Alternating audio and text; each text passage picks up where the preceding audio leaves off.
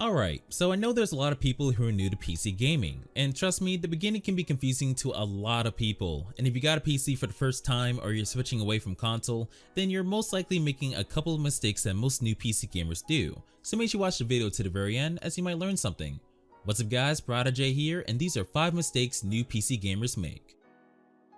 Alright, now first things first, you gotta avoid using your controller. Now, as most people know, you can use a controller for many PC games, especially the games that I highly recommend it, like Rocket League. But besides those type of games, you wanna avoid using your controller over your keyboard and mouse, as it does put you at a disadvantage in many ways. But most importantly, reaction speed and accuracy. If you're coming from a console, you might think that you're pretty good or alright when you're versing other console players. But when you load up into a PC lobby for the first time and decide to use a controller, you're gonna notice that the pace is going to change faster, with enemy players being able to hit shots on you quicker and more precise, and that's because of the keyboard and mouse. Now, I'm not trying to say that you can't get by with using a controller for most of your PC games, because there's a couple of pro players that use controllers on PCs as well. But if you want to stand a better chance in your matches and be able to level the playing field, you want to put your controller to the side and start using your keyboard and mouse. But one thing that you do got to keep in mind is the fact that if it's your first time using a keyboard and mouse in a game, you're most likely going to be trash, but that's okay, as everyone has to start from somewhere. Not to mention the fact that if you're coming from a console, you're moving from a controller that has about 20 inputs to a keyboard and mouse that has about 80 to 100 inputs that you can use. But after you get used to the controls over time, you're not going to regret putting away that controller. Which, speaking of controls, for the second mistake that many new PC gamers make is not utilizing keybinds. And honestly, I'm quite surprised at the amount of people that don't change your keybinds, because this one mistake alone can easily make the difference between a good player and a bad player. Similar to how you can change your button layout on a controller, you can change your inputs for both your keyboard and mouse. Now, yes, most games have similar default keybinds like WASD for moving, shift for sprinting, R for reloading, and etc. But you do gotta keep a note that not every game is gonna have the same keybinds. So depending on the game that you're playing, you're gonna have to learn the controls for it, which is common sense. But most importantly, you wanna figure out which keybinds you want to change so it's easier to play that game. For example, suppose you're playing Fortnite and you wanna build faster. Well, it would make sense to change your building keybinds to hotkeys around where your hand is normally at, or even keybind your building controls to the buttons on the side of your mouse. Now, that's just one example of using keybinds in a game, which is why you want to figure out what's the best keybinds for you depending on whatever game you play. Now, yes, you could look up some videos on what's the best keybinds you could use, or even look up your favorite streamer or pro player's keybinds, but you gotta keep in mind that just because those pro players are amazing with their keybinds doesn't mean that you're gonna do good with them. Now, I'm not saying that you shouldn't consider watching some keybinding guide videos, as some are pretty useful, but just know that you shouldn't expect immediate results, as it does take some time getting used to the controls. But overall, you want to customize your keybinds to whatever is comfortable and easily accessible to you. So it might be a good idea to drop into the training or firing range of your favorite game, mess around with the controls until they feel good to you, and then most importantly, memorize those keybinds so you don't have to look at them while playing.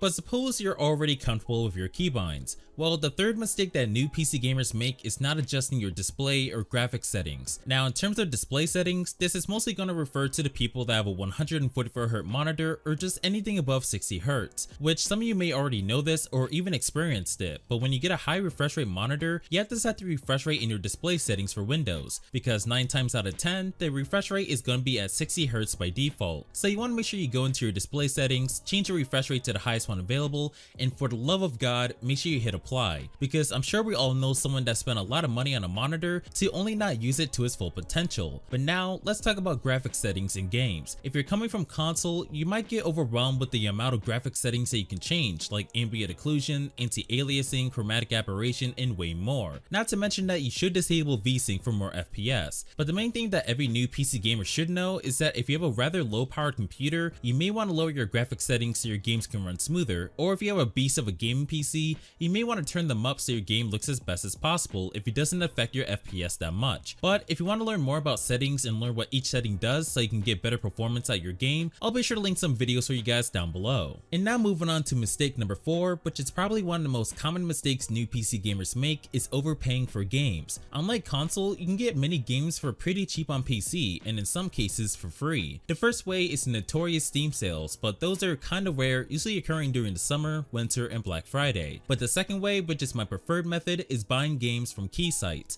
which if you don't know what they are basically websites where you can purchase PC games for cheap as close to 95% off depending on the game. And this is usually the most recommended method of getting games cheap because instead of waiting for one of the Steam sales to happen, the discounts on these key sites are available pretty much all the time. And just a quick side note, they are not just limited to Steam games, they also sell games for different platforms like Origin, Uplay, and etc. And there's a good variety of these sites like G2A, Green Man Gaming, Humble Bundle, and way more, which I'll be sure to link a couple of sites down below so you can check them out because everyone loves to save money. Now in terms of free games, of course you could browse through some of the mainstream free-to-play games available on Steam, but you should really consider downloading the Epic Games Launcher if you haven't done so already, because every once a week or so they release some games for free, which some games that I've gotten are GTA 5 Premium Edition, Watch Dogs 2, Subnautica, Hitman, and way more. Now although they may not release AAA games all the time for free, it's still a good idea to get the launcher and to just claim all the free games that do come out, because in the end it's still a free game that you can add to your library and maybe play on a rainy day when you got nothing else to play. But like I said before, if you take advantage of sales, key sites, and just free games available, you're gonna save a good amount of money that you could use for something else. But with that said, for the fifth mistake that new PC gamers make is just not practicing. If you recall to the beginning of the video, I'll talk about how using keyboard and mouse for the first time can be quite confusing, but just take some time getting used to. But if you really want to get good at using keyboard and mouse, you gotta practice, which there's multiple different ways to doing so. First way is to try out some aiming simulators like AimLab, which is free on Steam. This is one of the most popular aiming simulators that you can try, as there's different modes and you can change settings to help improve your aim, which I would recommend spending at least 10 minutes every day doing this if you want to improve your mouse control. Though you could do the same thing in firing range or training mode of whatever game you play. Another thing that you could do if you're still feeling uncomfortable with your keyboard is to actually try practicing typing. Now yes, this may sound kind of weird, but practicing typing on your keyboard can actually really familiarize your hands on your keyboard so you're not looking at your hands ever while playing. Plus it'll be easier to hit your keybinds. Now the average person types about 40 words per minute, so if you go into a typing game and get less than that, then that means that you gotta improve your speed, which for me, I normally type an average of 60 to 70 words per minute, which I think is pretty alright for me personally, but some of my friends can type an average of over 100 words per minute, which is pretty insane to me. But overall, if you practice typing along with practicing your aim and such through aiming simulators and just playing training or casual mode in PC games, you're definitely gonna improve with using keyboard and mouse over time. And I'll be sure to link some sites to practice typing as well, like 10 Fast Fingers or Type Racer and such. But after going over all that, that'll be the end of the 5 mistakes new PC gamers make. And trust me, I'm sure many of us has made plenty of mistakes when it comes to PC gaming that I haven't even mentioned. But if you just got a PC for the first time and you're struggling in matches,